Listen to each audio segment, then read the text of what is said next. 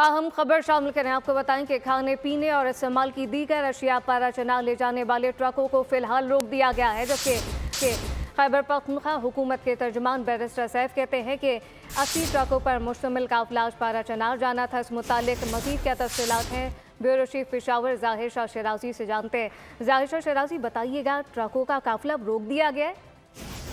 जी गौहर, हमारी बात हुई है बैरिस्टर सैफ जो सूबाई तर्जुमान है खैबर पख्तूनख्वा हुकूमत के, उनके मुताबिक एक जो है वाक़या पेश आया है।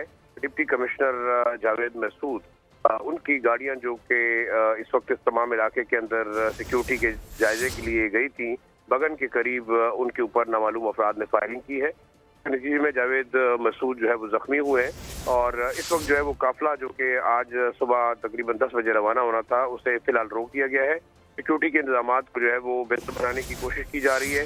अब ये बात वाज़ेह हो गई है कि कबाइल जो दोनों है, बगन और अलीज़ई, अमन कायम करना चाहते हैं, लेकिन जो शरपसंद अनासर हैं, दहशतगर्द अनासर हैं, जो पाकिस्तान दुश्मन अनासर हैं, उनके हमले से अंदाज़ा होता है कि कुछ अनासर ऐसे हैं जो कि इस इलाके में अमन नहीं चाहते। तो अब कबाइल, दोनों कबाइल के जो मशरान हैं, उनसे हमारी बात हुई और कहीं कहना है कि इन अनासर के खिलाफ वो मिलकर कार्रवाई करेंगे। इस वक्त जो लेटेस्ट अपडेट है, जावेद मसूद को पहले मकामी अस्पताल ले जाया गया है, वहाँ से बैरिस्टर सैफ के मुताबिक उन्हें हेलीकॉप्टर के जरिए पेशावर मुंतकिल किया जाएगा। उनकी हालत खतरे से बाहर बताई जाती है। इस वक्त लॉ एनफोर्समेंट एजेंसीज और जो सिक्योरिटी फोर्सेज हैं, उन्होंने इस इलाके को घेरे में लिया हुआ है और जो लोग इस फायरिंग के मुर्तकिब हुए हैं उनकी तलाश जारी है। ताहम इस वक्त काफिले को ताहाल रोक दिया गया है और जब सिक्योरिटी के मामलात बेहतर होंगे तो उसके बाद ये काफिला जो है वो पारा चनार की जानिब रवाना होगा।